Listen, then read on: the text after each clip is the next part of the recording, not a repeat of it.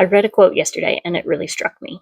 I've read this quote before, probably dozens of times.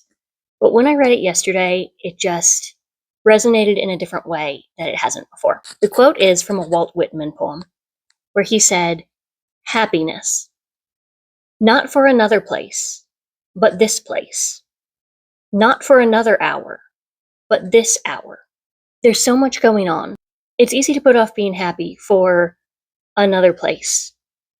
If I moved, I would be happy. If I got a different job, if things were different, or for another hour. How could I be happy in this hour with everything that's wrong in the world and with all of the things going on in my life? How can I be happy here? But I think that there's some real wisdom in those lines. Not for another place and not for another hour. This place and this hour.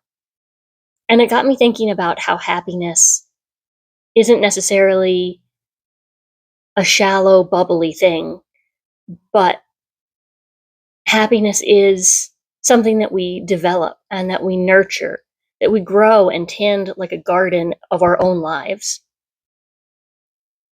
And I think that developing that happiness and that pursuing that happiness is an act of hope and it is an act of courage. And I think that it's important for us and for our communities and for our neighbors that we don't put it off for that other place and that other time, but that we embrace happiness, that we pursue happiness, that we nurture and tend happiness right where we are with what we have. And I've just been thinking about it and I wanted to share it with you. So if that does resonate with you, I'd love to hear your thoughts on it.